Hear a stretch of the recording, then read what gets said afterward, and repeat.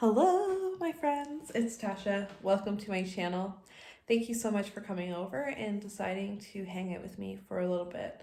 Tonight, I thought I would share with you how I do email tarot readings, and I wanted to kind of show you kind of how I set the scene, what I do, what my template is, and how I go about the whole process to kind of give you an idea of behind the scenes of a real tarot reader who does email readings, what I do. If any of this sounds good to you or is something you would like to incorporate into your own email readings, please feel free. I love sharing my experiences and helping other tarot readers, so I take that more as a compliment than anything. So please feel free, if this template works for you or you like the way I do it, please go ahead and go for it. Give it all your gusto. I think I know for myself that email readings have recently, over the past 2 years, become a lot more popular and more common, especially for me. I've been doing a lot of emails and tarot readings online, as well as like Facebook, video messenger, or Skype, or Zoom. All of those platforms are kind of available for us tarot readers to reach our clients and reach people interested in learning more about tarot, whatever. But email is still a really popular form, and I don't really think a whole lot of people talk about email readings, like how they do them and what their process is. So I hope this is an interesting video and gives you some ideas, or at least a glimpse into what I'm doing over here. So first and foremost, when I'm doing an email reading, I treat it pretty much the same way I would treat a person coming in for an in-person appointment. I still like to set space for them, and if you are coming here in person, I would have candles on the table, and I would have like a crystal out or other like kind of mystical decor. Like, I want to set the scene. I want you to feel like you're stepping into a place where, excuse me, where magic can happen and where the mystical can happen. So I like to kind of set the scene, and I do the same with my email readings. A nice thing about email readings is that I can also cleanse with incense a little bit and get scent. For me, scent is a major trigger, and it definitely helps clear my head and just get my mind in the zone for tarot. So when I do an email reading, I like to light some incense and get that going too. I'm burning, it's just a meditation blend. It's very floral and pretty.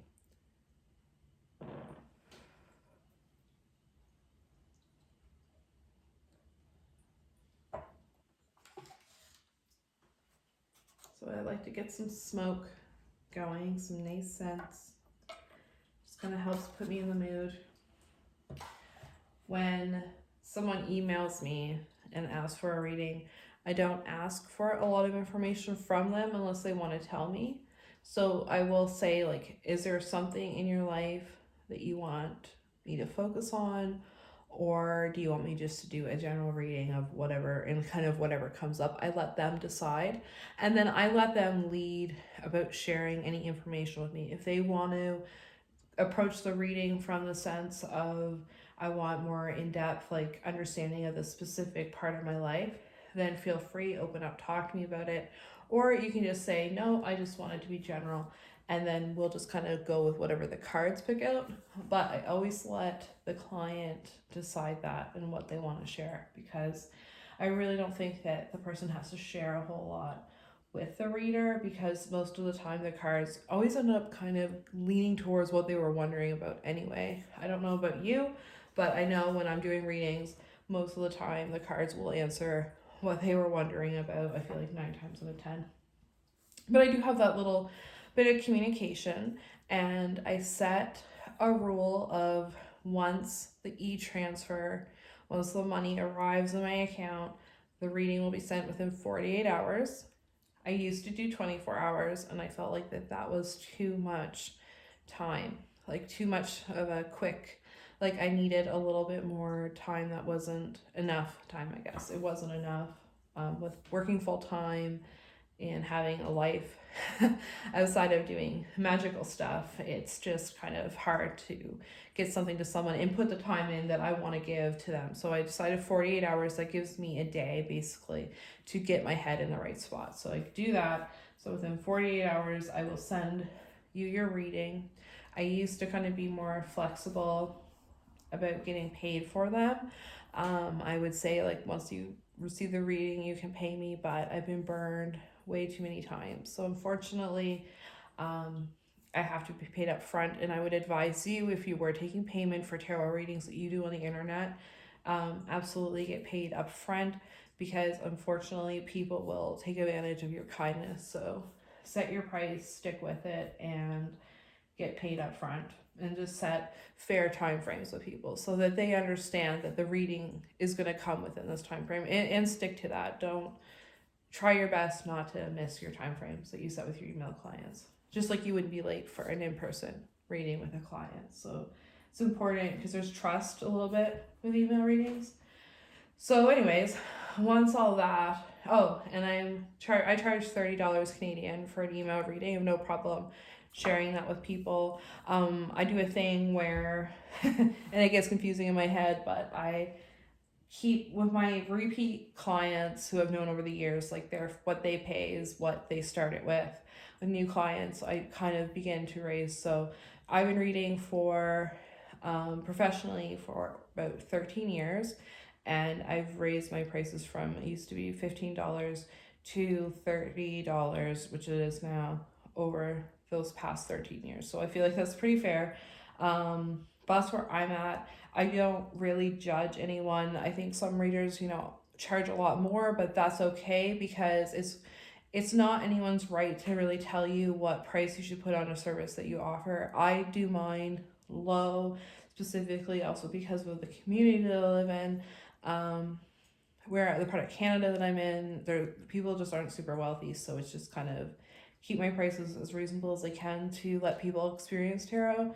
But you charge what you feel like your time is worth, and I'm telling you, it's worth a lot. So definitely, but that's what I charge. I want to be completely open, because sometimes it's kind of curious, like, what are other readers charging people? So I'm $30 Canadian,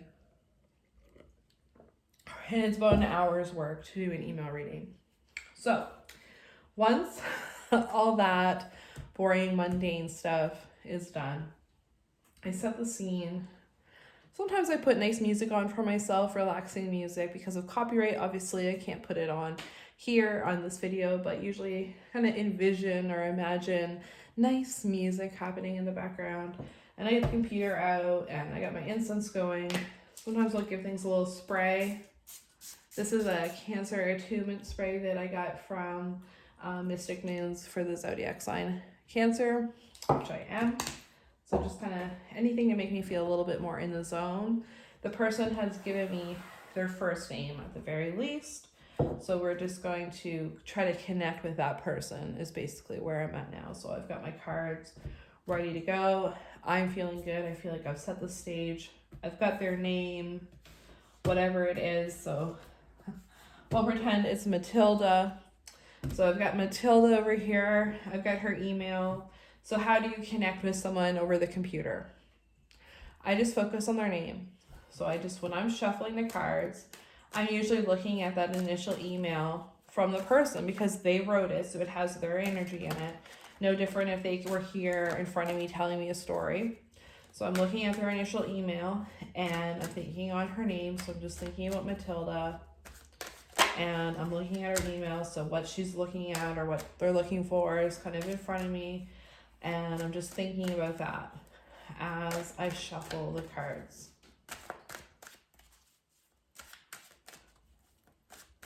And just like if someone was in front of me, I put them in 3, and I just pick whichever deck I feel most drawn to. And I'm picking 10 cards for them. And I'm just letting myself go with that.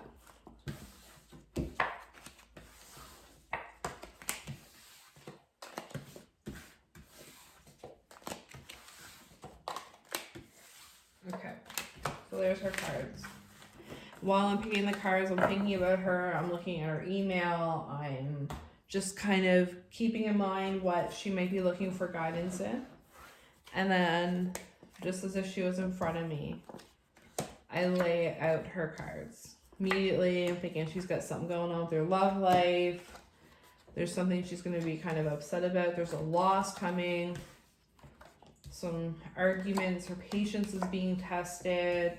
Oh, maybe some more romance. Some hard work's happening. So there's some opportunities and all kinds of stuff happening here. So just like if she was in front of me, I start looking at these cards and I'm looking for symbols that are similar. I'm seeing angels. You know, maybe she's had someone pass away recently. I'm seeing like some arguments happening and swords raised. So maybe she's had to be a little defensive. She had maybe had to stand up for herself recently or go through something like that. A challenge.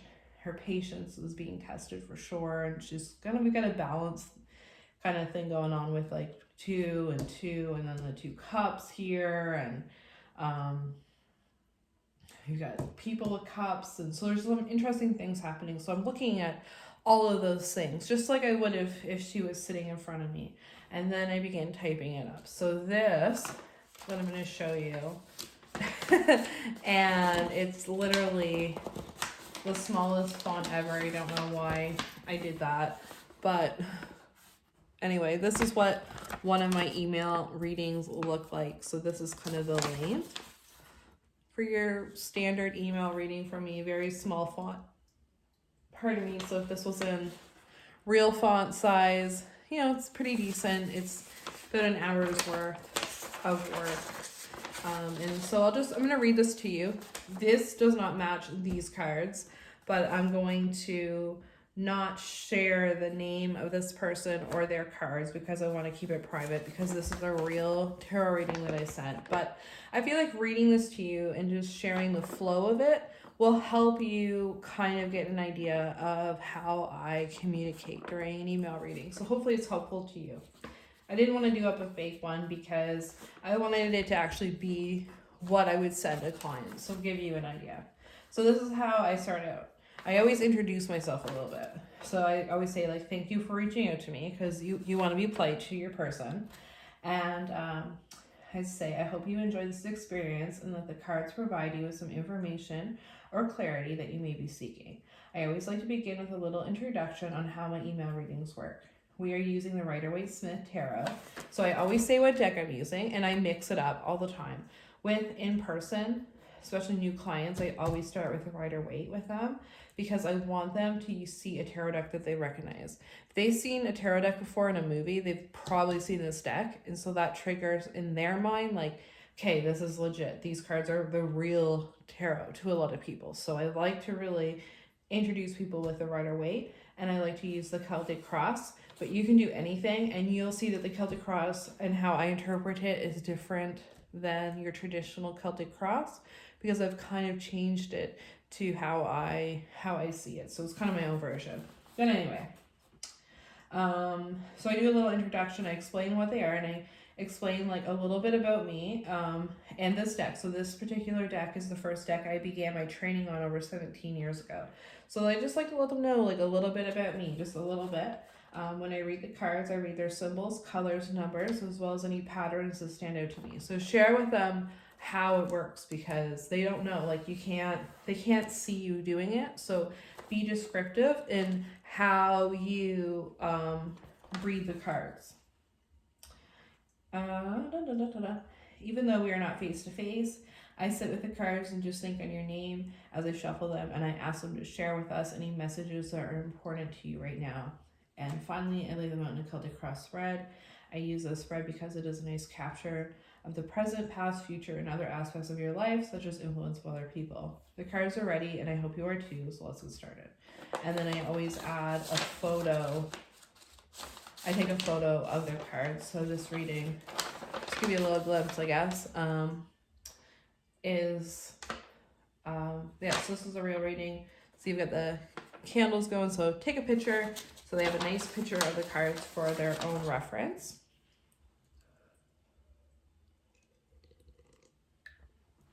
and we just start in the present. So we begin with the Six of Cups in the present. So what I'll do is I'm just not going to read every single one. The Six of Cups tells me that right now you're at a point in your life where you're wanting to reconnect with people from your past, or have recently reconnected with someone from your past. There is this beautiful, kind, and friendly energy that is surrounding you right now. The energy can lead to success in relationships, whether romantic or business, as well as harmony within your household. The number 6 is the number of peace and harmony, so I feel like you bring a lot of this kind, peaceful energy wherever you go. You're also someone who can make friends easily and work well when you are able to share your passions with others. Right now would be an amazing time to begin thinking about sharing your talents through coaching a class or leading a small group of some kind. We have even more creative energy in our next card, which is the Star. So then I go into our next card, which is our card that's crossing the Star, the card of inspiration, and it is in the position of crossing your path. This means if you have been feeling a little bit of a creative rut, you are soon going to find your inspiration again. So then I start going into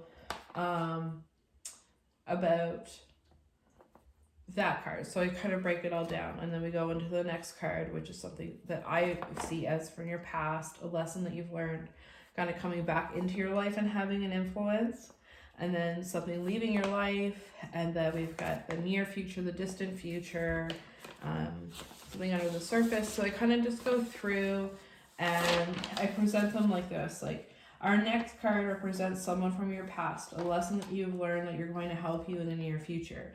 Are you currently feeling like you're putting a lot of time into a project or job that you feel like you're getting nothing out of? I ask this because you have the Tower here, and the Tower often tells us of people who feel like they are wasting their time with an aspect of their life.